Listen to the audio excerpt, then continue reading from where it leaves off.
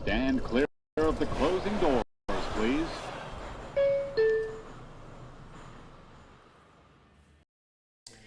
And welcome into the stream, you guys. The New York Mets dropped their second consecutive game and lose their first series in over a month as they play potentially, in my opinion, one of, if not the sloppiest game of the season so far here in 2025.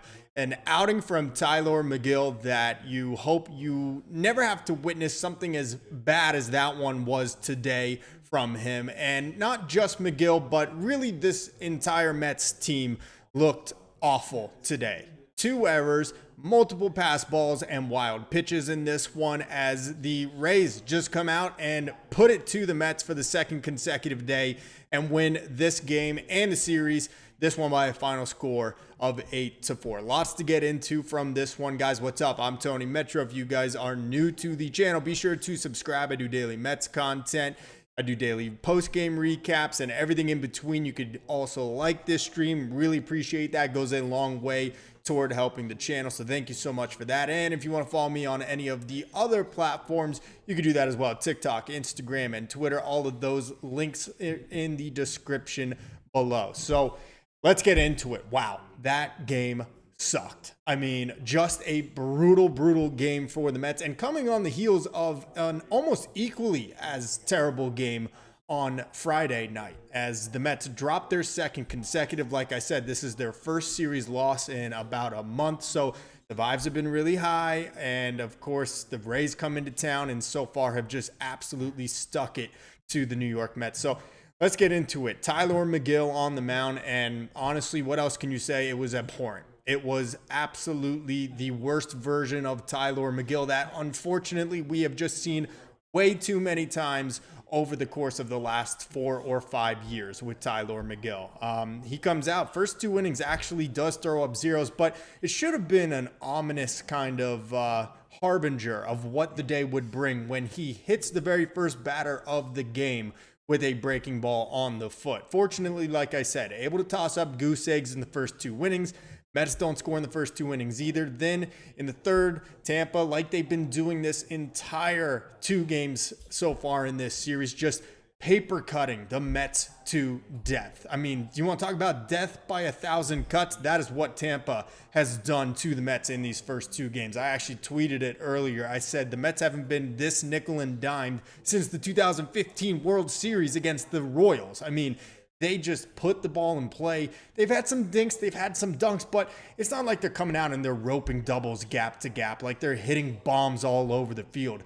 They've been just putting the ball in play, and a lot of them finding some grass. Unfortunately, that's how baseball goes sometimes, but also some not so stellar defense from the Mets in this one. We'll get into that a little bit later, but the Rays do go up 1-0 in this one.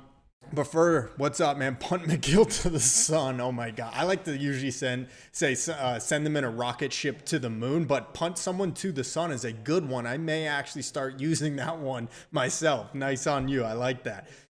So the Mets fall down 1-0 and then immediately come back and take the lead. You get a Brett Beatty home run to tie this game, and then Brandon Nimmo with an RBI knock to bring home Lindor with 2 outs. That was great to see the Mets 2 outs and runners in scoring position, getting a little action going there.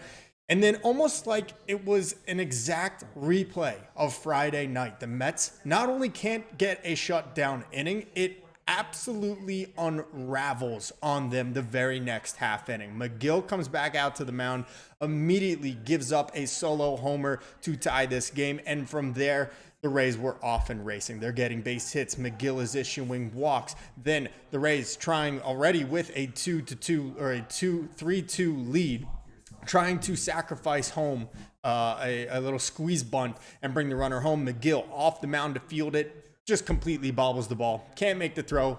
Everybody's safe. A run comes home to score. Then a 2-out dunker of a single to bring home another 2 runs. Then Megill is just gripping the hell out of that baseball. I mean, you could probably see the veins on this guy's hand. He was gripping it so hard. He is all over the zone, not even the zone, just the general home plate area. That's how wild he is. throws a wild pitch, goes to the backstop, scores another run, then walks his next batter. And at that point, Mendoza finally said, I've had enough. I've seen enough. I'm sure he would have loved to have pulled him earlier in this one, but unfortunately yesterday they went to the bullpen as early as they did, and he had to squeeze every single potential out that he could have from Tylor Megill. It ends up being a 5-run fourth inning for the Rays. And from there, I mean, look, the Mets do end up making this one a little close there for a second, and it doesn't matter because the Rays again tack on thanks to errors. Let's just real quick talk Megill. He ends up going 3 2/3, gives up 7 hits, 6 runs. Only 3 of them will count as earned, but that's because of his own errors. He doesn't make that play off the mound when they try to squeeze home that play, that runner on the bunt attempt. Then he throws a wild pitch. I don't believe that counts toward his earned run average either. So only 3 earned by definition, but all 6 of those runs, 1,000% are on Tylor Megill. It was an absolutely horrific starting pitching appearance for Megill as the Mets hand him a lead, and immediately he gives it not only right back, but a 5 spot in that following next half inning. So just absolutely brutal. Everyday Mets, what is up? Today's bad, he says, but it's a long season of Manaya's along the way. Let's win tomorrow. Totally with you. Look, it's not the end of the season. This isn't like, oh my God, they're going to go on like a 10-game losing streak right now. The schedule does toughen up. Let's not forget, it stiffens up. You got Atlanta on the road next, and then we go to Citizens Bank Park for 3 with the Phillies. So we can't be taking victory laps because we beat the Rockies and swept the Nationals. No. Like, the season is long, like you say, everyday Mets, but it's far from over, and very, very far from over. And games like this one are never a fun watch, especially after how yesterday went. But look, I give the Mets offense a little bit of credit here. I mean, in the 5th inning, they end up giving up another run. So now we're staring at a 7-2 deficit. Ronnie Mauricio comes in, hits a home run to cut it down to 7-3. Then with 2 outs, you got Francisco Lindor hitting a double and getting in another run. It ends up being a 7-4 ball game. That's all you're looking for. It was bottom 5th at that point. And I'm thinking, okay, 3 runs that need to get in the next 4 at-bats. I'm totally good with that. That seems like a very reasonable ask from this lineup, which for the most part's been pretty okay outside of the runners in scoring position department. But the very next half inning, Jose Castillo still on the mound. Easy. Should have been 3-1 put out on the feed from Alonso. He drops the ball. Just inexplicable. First pitch of the inning, goes over to cover first. Perfect feed from Pete Alonso, and he drops the ball. Leadoff runner aboard. That's it for Castillo. Buto, first pitch, a ringing triple off the right field wall. And look, I'm just going to call it how it is. Juan Soto is playing the outfield like Bobby Abreu. He is afraid of that right field wall because there have been a number of catches that he should have made up against it. It ends up being a triple anyway, though. You got to put the blame on Castillo for just inexplicably dropping the ball the way that he did there on covering first. And all of a sudden, all the momentum is gone. All of the air is out of the balloon. It's back to an 8-4 ball game, and it was zeros the rest of the way. The Mets had a chance there in the 7th inning. They're not able to take advantage of it, and they end up losing this one by a final score of 8-4. So, I mean, look, like you guys said, everyday Mets, it's not the end of the world. No, it's not. Look, we lost a series, and it's to one of the best offenses in Major League Baseball over the last month and a half. The Tampa Bay Rays are a good team. This is not they're going to bang or bust, home run or strikeout type of offense. They put the ball in play, and they dunked it into some grass today, and it's annoying, and it's frustrating. It felt, like I said, just like the 2015 World Series, but the Mets have been playing very sloppily in this game, in really all facets of the game, other than maybe base running. But the starting pitching has been atrocious in back-to-back games. Tylor Megill, and then not Holmes himself, but the decision to pull Holmes after 5 innings yesterday, which of course then led to a bullpen meltdown yesterday. Today, you have Castillo dropping that ball, which led to another run. In my opinion, that just, like I said, took all the momentum and swung it back to the Rays after the Mets were able to get 2 runs closer in the bottom half inning prior to that. And it just felt like there was no chance the Mets were coming back from another 4-run deficit with 3 innings left to go. So it's just been a really sloppy last 2 days for the Mets. A real frustrating one. Lots of runs scored with 2 outs and inability to strand runners from the bullpen here and from Tyler Megill. We know that has always been an issue for him. Jerry Blevins was talking about it a little bit on the SMY postgame show here. It's always been an issue for Megill. When runners get aboard, he just can't seem to bear down. It's a mental thing for Megill. And we've said this a million times. It's like when Megill has something go wrong, it is almost impossible for him to shake it. It's very reminiscent, if you remember, of John Neese back in the 2010 era of the Mets. When something didn't go right for John Neese on the mound, especially when one of his teammates would betray him with poor defense behind him, he could not shake it. It was over. It was going to lead to a big inning that would just unravel the game. Let that snowball keep going down the hill and get bigger and bigger and bigger. So it's same thing that we've seen from Megill for the last 4 years. And unfortunately, you know, a lot of us kind of got fooled once again with his really strong April. And then in May started to teeter off. And now here into June, it's looking like it's Tyler Megill again. And he's going to be resignated to AAA once again when they're all healthy. It's a really, really tough scene here today. Again, season's not over. I probably sound like I'm being a little bit more emphatic about it all than I need to be, but it is a very, very tough look for a guy that we were hoping maybe finally turned the corner here in his career and could cement himself in this rotation. But you know what? It's not just him. This team was sloppy. I know that he had the error. I know he had a wild pitch, but there was also another wild pitch. There was also a pass ball on Luis Torrens that advanced a runner. There was an error on Castillo as well. It's just a really crappy loss for sure. Nico, what's up, my man? How you doing? Appreciate you tuning in. How are you guys feeling about this loss? Like, what would you, obviously Megill is the biggest culprit of it, but what is your biggest takeaway from it? I think it has to be that, you know, Megill is obviously a huge issue for this team in the rotation right now. And unfortunately, really terrible timing for Megill to continue to put up duds with Kodai Senga getting injured, though it does sound like a pretty brief time on the injured list, so that's the good news there. But also with, hey, is Clay Holmes really able to continue and go out and pitch normal starting pitcher innings with how he recovered from his previous start in Colorado? Like I said yesterday on the stream, dude has already pitched more innings in this season than he ever has in any other single season in his career. So that's something to monitor. Shamanaya, hopefully on the mend. Everything sounds good there. He's making another rehab start tomorrow. But then you got Frankie Montas, who has been just horrible in his minor league rehab assignment with AAA Syracuse. So I think the Mets have the depth for it for sure. But I'm also getting a little concerned with some of the performance that we've been getting from these guys, at least in terms of Megill. And then you have even Canning, who, you know, I still believe in. I still think he could be a quality number 4 in a good rotation at worst.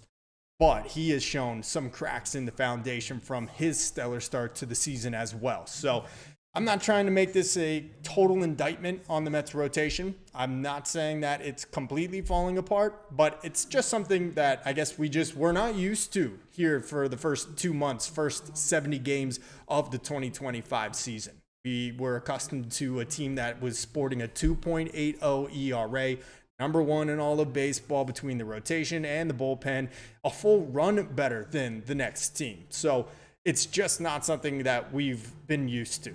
Not being able to hit with runners in scoring position, that never is not annoying, but we were kind of used to it, and the pitching was carrying the way. Now, the lineup seems like they need to pull their weight because the pitching, it seems like it's just a little bit coming back down to earth a little bit here. So I want to hear from you guys. What is your big takeaway from this game tonight? Let's take a look at the lineup really quick. Good day for Francisco Lindor. A double and a single down the right field line. Also drew a walk, so that was nice to see. Nimmo with a really nice day, 3 for 4, including 2 RBI knocks in this one.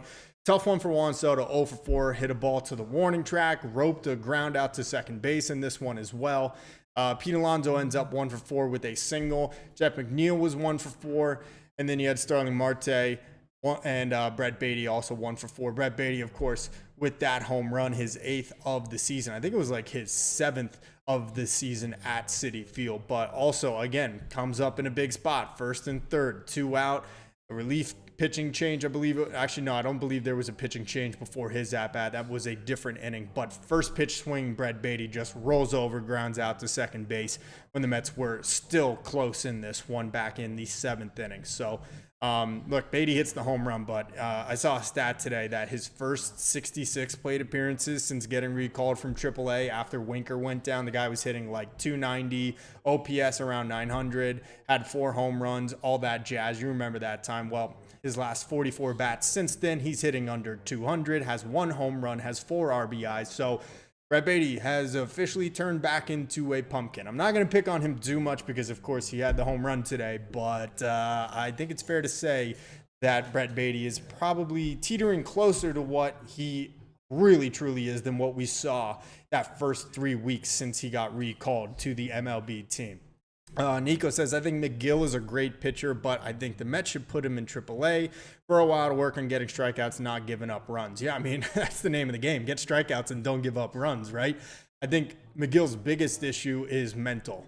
It's consistency. It always has been. And it's not just on a full season basis because you see it from start to start to start, but even from inning to inning, from batter to batter, he seems to lose focus, concentration. He seems easily rattled. I will give credit to a good friend of mine I was on the phone with here. He called me immediately after he got pulled from this game and basically just said, look, the dude got embarrassed on the mound. The dude was completely shook and he couldn't throw this strike after that. It seems right after he couldn't field that squeeze bunt attempt properly, it was all off the table. There was no way you were getting him back into this one. And honestly, if it was a different game on a different day where the Mets didn't just use as much bullpen as they did yesterday, I believe Mendy would have pulled him after he couldn't field that bunt attempt. But because they were short on relievers today, I think Mendy had to try to see if Megill could at least get them through a 4th and maybe even a 5th inning. Instead, he only lasts 3 2/3 in this one. But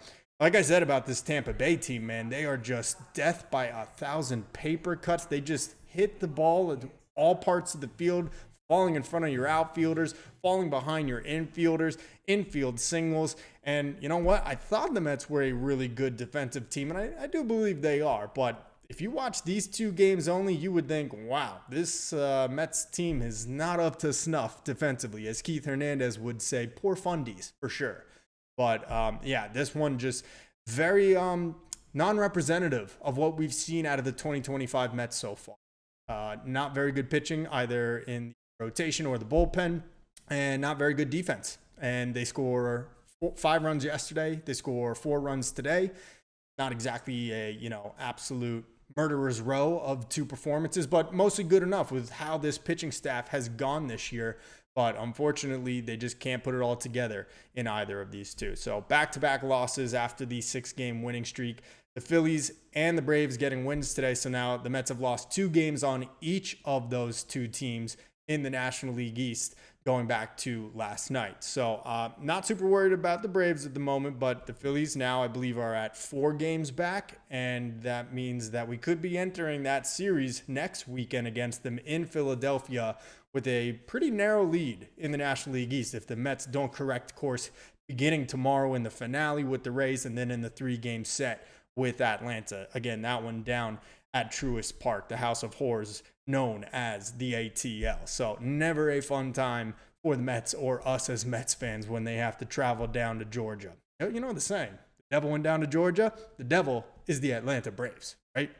Nico says, when I went to the Mets and Red Sox games when Megill started and he played amazing, he tied his career high strikeouts with 10. I just wish he could be consistent. Yeah, I mean, that's the thing about Megill. He had a 10 strikeout performance against that pretty talented Phillies lineup earlier in the season. He did it again there at that game you went to at Fenway, but unfortunately, it's just a consistency thing, and he's got the stuff. You saw he had some life and some pop on his fastball today. The velo was up there. He was that was probably the only pitch he was locating before the wheels completely fell off for him, but he was getting a lot of swings and misses, from, you see what the Mets are doing to me? They're giving me agita here. This is unbelievable.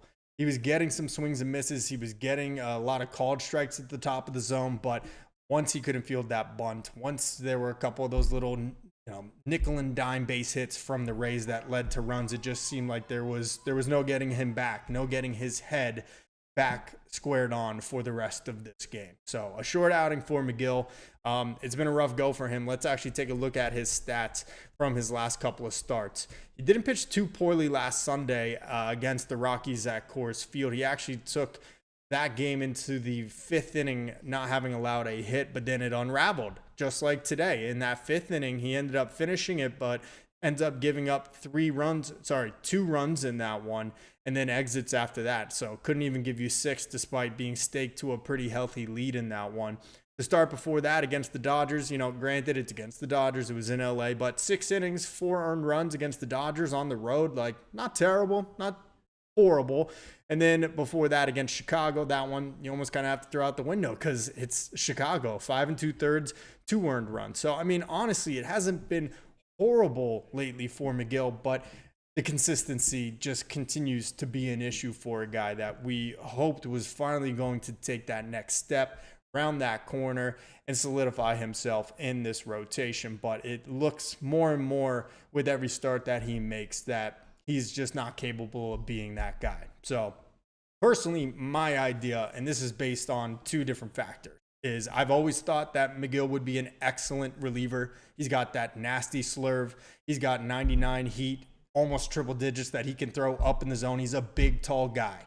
Then you got Paul Blackburn, who just came out and said after he blew up yesterday's game, he still hasn't, quote, found the right routine for entering the game as a reliever. This is a guy that has spent his entire career as a starting pitcher. So do you flip-flop the 2? Do you put Megill in the pen and have Blackburn take his spot in rotation? I mean, that might be the easiest and most straightforward solution to both of their problems. But again, the mental makeup on Megill, you really got to be tough mentally and psychologically as a reliever because, you come in, you give up 2 hits, 3 hits, whatever, 2 runs, and your night might be over and there's no recovering from it. You may not pitch the next day. So I don't know. I don't know what the solution is. I've always thought Megill had the stuff to be a very solid reliever, but it's clear that starting has been tough for him, and it's clear that relieving has not worked out so far for Paul Blackburn in his 2 appearances out of the pen so far in 2025. Let me know. What do you guys think? What would be your solution for Tylor Megill? Do you just send him back to AAA when Sean Manaea returns? Obviously, now Kodai Senga is on the injured list, so that's very frustrating. We don't know what's going to happen with that and if he's going to need a rehab assignment before coming back. And then you got the Frankie Montas situation, who has just been pitching really poorly in his minor league rehab assignment so far this year. So lots of things to consider for sure. But in the end, it's another loss, 2 in a row for the Mets as they drop this one, a final of 8-4.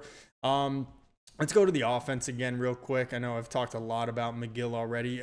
They just didn't put enough guys in scoring position. You got the 2 solo homers, one from Mauricio, one from Beatty, and then you had 2 RBI knocks from Brandon Nimmo. So, those guys came through and did their job, but really, the rest of the team, not so much. 1 hit apiece for the rest of the lineup with Terrence, Marte, McNeil, and Alonso. And then Lindor had 2 knocks and scored a run, 2 runs actually. And then, unfortunately, Juan Soto, like I said, a tough 0 for 4.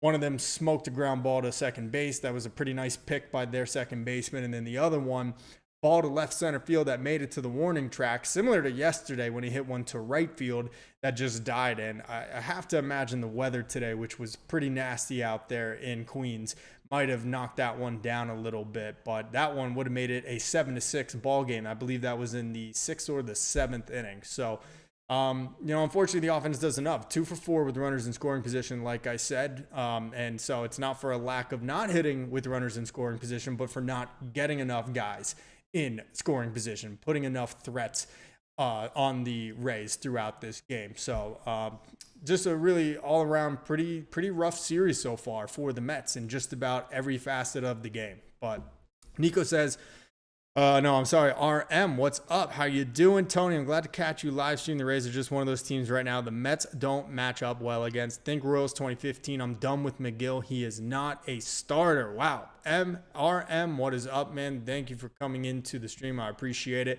There's just some teams that you just don't match up well, and they definitely seem like that type of team. The only thing I will say about that is that this team is so much better defensively than that 2015 team was that went to the World Series. Luke Duda at first, Ruben Tejada before breaking his leg at short, and then Daniel Murphy at second base, David Wright with a hobbled back at third base. So I don't necessarily think that the Mets are a poor fundamental team. I actually think they're excellent for the most part, but they were exposed in this one. And I'm not going to say it was all luck, but there were a lot of dinks and dunks from the Rays. And when you combine it with the errors, with the wild pitches that happened today and yesterday, that's what adds up to 2 straight losses and a series loss. But I'm with you on that one 100%, RM. I think I'm done with Tyler Megill as well. You need about 10 starting pitchers a year in today's baseball to soak up 162 starts, unless you're going to use a lot of bullpen games. And obviously the Mets bullpen itself is pretty thin at the moment as well with some of the injuries that they have had. So we're going to see more of Tyler Megill. I think it's inevitable with Senga going on the injured list. I wouldn't imagine he's back for at least a month. That's including the rehab assignment that he'll likely need. And then you have Sean Manaea, who is coming back, but they're going to have to ease into the rotation. We're talking, 4 to 5 inning starts for the first 2 or 3, maybe 6 or something close to that, because he basically is starting his whole season right now. And we know how you got to stretch a pitcher's arm out for that first month or so, first 3 or 4 times through the rotation.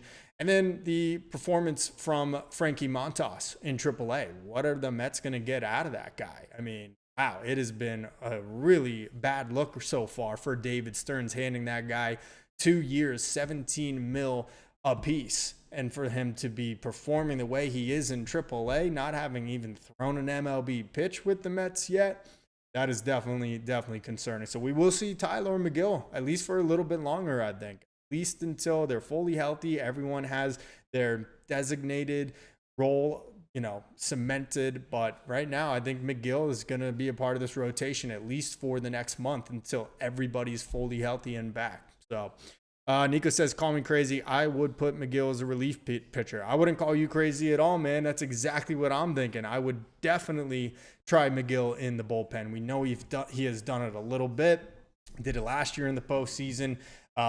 Wasn't super successful against the Dodgers. I remember Shohei Ohtani just absolutely hitting a nuke off of him at Citi Field when the game was already out of hand. So it's going to take some tinkering and some practice. But here's the thing. It's a double-edged sword. If the Mets want to get Megill as a reliever, they're going to have to put him in AAA to try that out. But if he's pitching as a reliever at Syracuse, well, then he's not stretched out. He can't come up to the big league club to make a spot start when the Mets need it. So it's a double-edged sword. Like I said, catch 22. You're either committing to him as a reliever or you're committing to him as a starter. And if you put him in AAA, it's got to be one or the other. But just know that you can't just pull him from the AAA squad and ask him to make a spot start if his arm is not stretched out properly. So good ideas from both you guys, though, Nico and RM. RM says Megill could be their long reliever out of the pen. He just can't hack it as a starter. Yeah, I mean, I could see it, but again, it's like, for me, the mental makeup of Megill is probably his biggest deficiency. It's not the stuff. We know he's got some nasty stuff, but it seems like when he loses the zone, he loses mental control of all of his emotions and of how to just tame all of those things.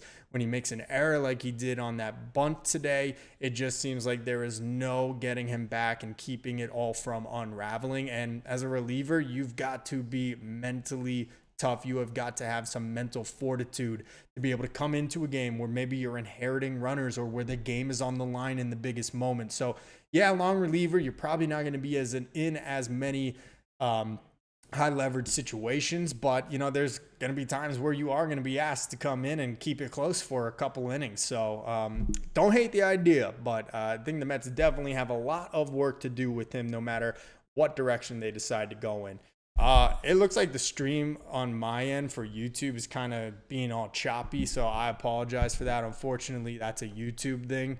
Hopefully it doesn't look too terrible, and hopefully the volume is still very good for you guys, at least the audio. But if there is any issues, please do let me know in the chat. I really appreciate that, so I can try to fix things up. Let's see. Nico says starting pitchers need to go at least 6 innings, and Megill only goes 4 to 5 innings. Megill, I think, would do great as a relief pitcher. Yeah, I mean, again, this was one of those games where after the way they pulled Clay Holmes after only 5 innings yesterday, where Blackburn got blown up, where Kranick got blown up. Those two guys immediately were not available to pitch in today's game. So the Mets knew that they were going to be a little shorthanded, and you would have liked to get at least minimum 5 from Megill, ideally 6 or even 7. That's like asking him to climb Everest, though. So I would have settled for 4 runs of ball. Honestly, those are where my expectations are for Megill at this point, but only gives you 3 2/3. The Mets use Castillo in this one. They use Buteau, they use Stanek, and they use Garza. So, I mean, only making it more difficult now for tomorrow to try to salvage the finale of this series and avoid their first sweep of the season. So, no pressure, just saying. This could be tough. An inning and a third for Castillo today before he exits after that brutal error. 2 innings for Buteau, an inning for Stanek. Nice to see him have a clean inning, including 2 strikeouts. And then Garza cleaning up the 9th inning, giving up 1 hit in this. So 4 relievers used to combine to pitch the final 5 1/3 innings of this game. I'm going to grab some water real quick.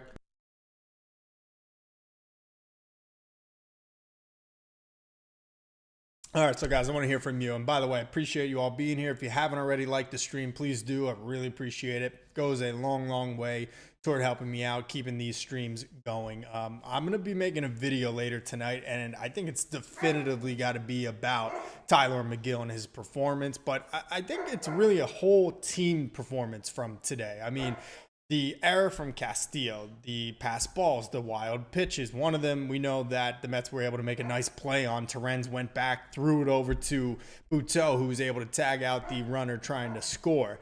But it was a sloppy game. Juan Soto not tracking down that ball off the fence in right field. It just was a sloppy, ugly game and all around for this team. So I think that's what I'm going to make my video on tonight. But let me know. Give me some suggestions. What do you guys think? Should it be about Megill? Should it be about the whole team? Let me know what to do, and I'll cook something up to post later tonight. Let's see. James says, oh, wait, hold on. We got a couple more before I get to you, James. RM says starting rotation is a weakness right now for this team. If Manaea comes back and pitches like he did in the second half of last season, that's an upgrade. Yeah, 100%. Manaea comes back, he's pitching in that 3/4 arm slot angle that he learned from Chris Sale, or mimicked from Chris Sale. I don't think he would ever teach him Met that because he's on the Braves. But if he does that and he pitches like he did in the second half of last season, we got our ace back. Hopefully Senga is back within a month or 5 weeks, and things are starting to look up again. Hopefully Canning continues to pitch well, or at least correct course a little bit from these little hiccups that he's been having. But I'm not ready to say it's a weakness yet, the rotation for this team. I still think hitting with runners in scoring position.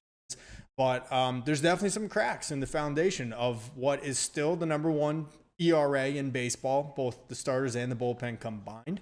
But at a certain point, they definitely need to address getting a left-handed reliever, and not just a guy off the bargain bin, but a legitimate high-leverage left-handed arm. And then I'd also like to see them explore the starting pitching trade market. And it's all going to be dependent on health and on how Blackburn feels about being reliever, or if he can only be a starter, because that's a case where the Mets say, all right, well, we don't have a spot for you. We're going to trade you for something else. But the hitting with runners in scoring position also is, of course, as we know, been a huge issue for this team this year. So a couple things that definitely need to get corrected here. James Lee says, I'm drunk. I had to get drunk after the last 2 games. Wake me up tomorrow if they win. Well, I hope you wake up tomorrow before the game. I hope you are feeling totally okay, not hungover at all, and the Mets get a big W for you. How is that? Let's have a Sunday fun day tomorrow, okay? You should be fine, but I understand, man. Been there before, had to do that too. There have been some times, I think after the 2015 World Series, that might have been it. Yeah, that was a tough one. That was a tough one for me. Me and Jameson was my best friend that night. That was a tough one for sure. Nico says, I think it should be without the sloppy errors. Okay. All right. So Nico, you don't think that the Mets' main reason for losing this game was some of the sloppy play in the field. When I say sloppy in the field, I mean, you know, of course, one of the errors was from Megill. One of the wild pitches was from Megill. And then they also had an additional wild pitch, an additional pass ball, and an additional error in this game from other players not named Tyler Megill. So, look, did all of them lead to the absolute chaos of the fifth inning? No, but it was a very, really, fourth inning, whatever it was just not a great looking game from the Mets in this one, just overall. But I hear you on that. Nico says, I just hope David Peterson keeps up what he did against the Nationals. Not complete games, but shutouts. Yeah, I mean, that would be ideal, right? I think Peterson's been great this year. He's steady Eddie at this point, which is crazy because Peterson used to never know what you were going to get out of the guy. He was as inconsistent as Tyler Megill. And walks were always a huge issue for him. And same as Megill. If he blew up one inning, it was like there's no getting him back to complete another one. And total transformation for David Peterson, pretty much going back to this date last year. So good on Peterson. Love to see that. I hope so too. The Mets absolutely need it. Nico asks, what time is the game tomorrow? I'm assuming it's a 1:10 start time, although it is Father's Day. So, by the way, happy Father's Day to all the dads out there. It is a 1:40 game. Okay, so 1:40 Eastern tomorrow. That makes sense. I think they did 1:40 on Mother's Day as well. So, yeah, 1:40 game tomorrow. Griffin Canning is on the mound, and he is taking on Shane Baz for the Rays. Baz, if you don't remember, or if you maybe just didn't ever know the name, Chris Archer was a tremendous pitcher for the Rays for about 2 years. This is back in around 2019. And typical of the Rays, they realized we're going to trade this guy before his prime is up and acquire really great prospects. And they ended up getting Shane Baz from the Pirates. I don't believe Chris Archer pitched more than 3 years after that in Major League Baseball. And when he did, he was absolutely horrible. And that is why the Rays are one of the top organizations in the entire sport, if not all of North American sports, because they know when to say goodbye to a player and when to invest in younger, newer, fresher faces. So Baz, though, really hasn't exactly turned in too great of a season, though, so maybe I should eat my words a little bit. Career 3.97 ERA over 36 starts, but so far this year, ERA 4.97 in 13 appearances. WHIP is 1.34. He is a right-hander, so wouldn't be surprised to see a pretty similar lineup to what we saw today. Marte's, for the most part, been hot, so even if it is a righty, I'm still getting him in there, but you've noticed we haven't seen much of Luis Angel Acuna lately, and I think that it's between him and Mauricio at this point when Vientos does come back of who's going down to AAA. We understand that Vientos is going to begin a AAA rehab assignment early next week, so basically Monday or Tuesday we're hoping, whenever the Cuse Mets are back in action. And I really think it's just between those two at this point. And I think when Jesse Winker eventually comes back, which actually sounds like it may be longer than expected, that Brett Beatty will be the casualty who goes back to AAA. So that's just how I'm looking at things right now. Let's see. Nico says it's not just one player who lost. It was a team you win and loses. Well said. Nico, couldn't have said it better myself, my man. 100%. But it kind of was Tyler Megill today. Let's be honest. It was kind of Tyler Megill today, right?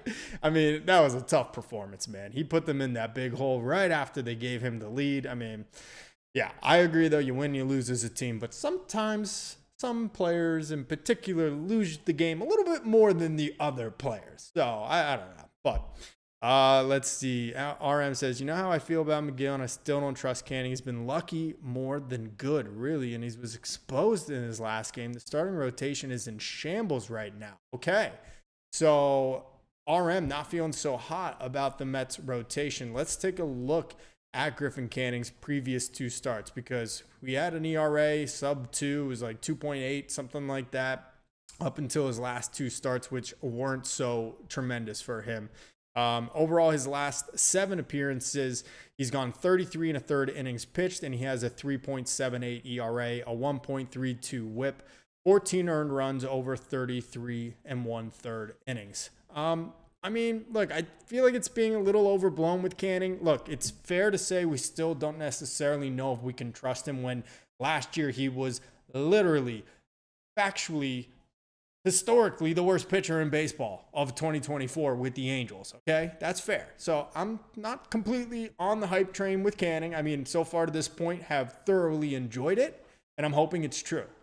But I'm with you. We may not be able to fully trust him just yet. But I think it's being a little overblown with his last couple appearances. Last 7 starts, like I said, 3.78 ERA. I mean, wouldn't you have signed for that with Griffin Canning when the Mets signed him as a depth starter for this team in December or whenever that was? I mean, the dude was thrust into the rotation, has just been tremendous for the most part. Are his numbers sagging a little bit more than they were at the beginning of the year? Yeah, that's fair to say. But also fair to say, it was never realistic to expect Griffin Canning to pitch to a 2.5, 2.25 ERA over 30 starts this year. Guy that the Mets signed for, I think, a 1-year, $4.5 million deal that had options to put him in the minor leagues and ended up becoming a part of this rotation due to injury. But I hear you on that, RM. Let's hope for the best. And let's be very happy that Sean Manaea is coming back and that it sounds like the Kodai Senga injury won't be too serious and hold him out for a long time. Let's see. RM, then you said I'd keep Beatty over Winker. Winker can pound sand if you... Whoa, no. I don't know about that one, brother. I definitely am getting Winker on this roster ASAP. The dude has an OPS of like 740 over the last 2 years, which is all you're asking for as a bench guy, but he's even better when you only look at his numbers against righties. He's the perfect platoon left-handed bat for that DH spot with Starling Marte. So yeah, no, Beatty's going down, and that's not even an option. You'd have to DFA Winker. So that's not happening. They're not cutting him. It's going to be Beatty to AAA. He has options. And I'm sorry, Beatty's been horrible for the last 3 weeks. It was a really cute little story for those first 60 at-bats when he got recalled. In the last 50 or so, he is, again, completely turned into a pumpkin. So, yeah, hate to lay it on you thick like that, but that ain't the case. That ain't happening. He's sticking around when he does get back. But I will tell you this, if you don't like Winker, David Stearns made it sound like he is not close to returning, that he is still a couple of weeks from even beginning a rehab assignment, which to me tells me, with that being the case, with Vientos not performing even close to the levels that he did in 2024, that the Mets need to seriously consider getting a legitimate bat to add to this lineup, to add to this bench, however they want to configure it. They definitely need to get one of those big bats, I think, to add, because you can't necessarily count on Winker to come back at this point or come back and be as good of a hitter as he was last year and has been in his career. Then you have Brett Beatty, who's been a complete disappointment. You have Ronnie Mauricio, Luis Angel Acuna, Francisco Alvarez, and Mark Vientos, who none have lived up to the expectations that we had for them as prospects to this point. So look, it's been Pete Alonso, it's been Francisco Lindor, it's been Brandon Nimmo of late, it's been Juan Soto, at least more recently, but still has, been getting on base the entire season. It can't just be the same 5 guys every single night in the lineup. So I would not be shocked, and I would not be against the Mets going out and seriously acquiring a legit starting position player. Where? What position? I'm not sure, but the Mets do have some defensive versatility where they can mix and match guys around the field, but that might be what they have to really consider, along with a strong left-handed reliever for this bullpen and potentially even another starter. So look, World Series are bust at this point. Mets are the best record in baseball. They are leading the NL East. They have the second and highest payroll in baseball. Once again, it's World Series or bust. And you don't want to sell the farm, but you absolutely should do everything you possibly can to improve this team's chances of hoisting the Commissioner's Trophy at the end of October. So that's how I feel. Nico says, what happened to Manaea? I think Manaea was a oblique issue, just like it was for Jesse Winker. I'm pretty sure it was an oblique issue for Manaea, which obviously makes it very difficult to throw a baseball and even more difficult to pitch a baseball 95 miles per hour. So I'm pretty sure that's what he is on the mend. So hopefully he's coming back. Like I said, he makes another rehab starting pitching appearance tomorrow for Brooklyn for single A. So that'll be good. Nico says, I think we should trade Beatty for some fresh prospects. I know Beatty's young, but he hasn't been playing that great. Yeah, I mean, look, at the end of the day, at this point with Beatty, you're going to get pennies on the dollar for him. Like, you are not going to get a lot of great value. He is essentially a lottery ticket to any team that is interested in trading for Brett Beatty. It's one of those things where this is a former top first round draft pick, a kid that hit very well in the minors for most of his minor league career, but every time he's got to the majors, just has not been able to consistently hit big league pitching. I think there are some questions about his defense as well. Some I say no. I use the eye test mostly, and I've had a lot of questions about him defensively, even at his natural position of third base. So look, if the Mets end up trading Beatty, which I don't think they will, they're not going to get a whole lot of value for him. Maybe it's a rental reliever, and that's probably not worth trading Beatty for. If we're talking one of the top relievers on the trade market come the deadline, and that's what's standing between the Mets and being a World Series contender, then okay, I would consider that, but that's probably the best you're going to get. So it's unfortunate, but I don't think prospects would be in the mix for the Mets. You would basically be trading a former first round draft pick for maybe one or two guys in top 20 of another team's system. So maybe not the worst thing with David Stern's eye for evaluating talent. So not a bad idea, but always hate to sell low on a player, on anything in life. But it does seem that's kind of the hand that the Mets have been dealt at this point with Brett Beatty. So let's see. RM says, I'm sorry. RM Beatty's value is a team that desperately needs a left-handed bat with some pop. Yeah, I mean, so like a team that I think would maybe consider trading for Brett Beatty would be someone like the White Sox, like a team that like is looking for a new stalwart talent, potential talent at a position of need for the foreseeable future. They're not contending yet, but maybe they are in a couple of years, and maybe he has totally figured it out by that point.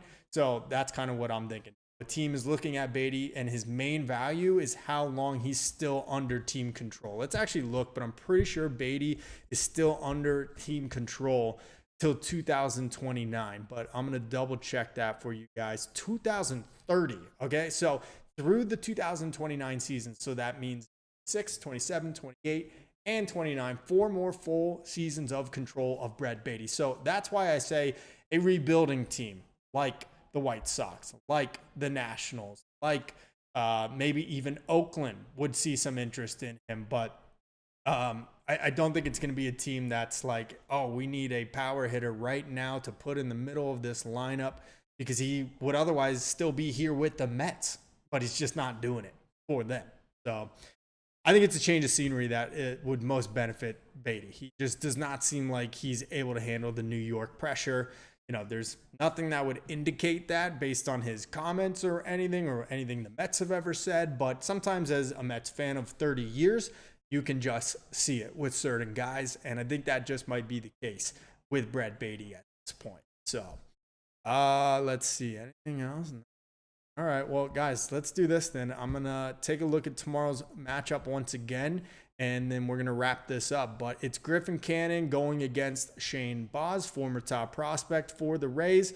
Mets have very little experience against him. Only guy that's really faced him is Juan Soto. He is 1 for 4, which is very nice, including a home run against Baz. So hopefully we'll get another one from Soto tomorrow. And then you got Tyrone Taylor, who is hitless in 2 at-bats. Meanwhile, the Rays have faced Canning at least a decent amount because of his experience pitching with the Angels for all of those years. Aranda, who has been tough on the Mets this series, he has a homer and 2 ribbies in 3 at-bats against Canning. Then you got one guy who's just really worn the collar against Canning so far, and that is Josh Lowe, or Lau, whatever. I can't tell the difference between Lau and Lowe. Brandon Lowe and Josh Lau, I think is how it goes, right? So dumb. But yeah, I mean, it'll be a tough one if the Mets drop the series tomorrow. Not just the series, but get swept for the first time. So hopefully that's not the case. Would be the first time the Mets swept 2025. So hoping to avoid that. Canning on the mound. him having a nice start would quell a lot of worry from Mets fans right now, not just about himself, but about the state of the Mets starting rotation right now, especially coming off the performance that we got from Tyler Megill today. But Nico, last ones here. Let's see. I also think the offseason we should trade or sign a starting pitcher like, let's say, Yamamoto's a free agent. Okay, so you're using him as an example. I know he's on contract for...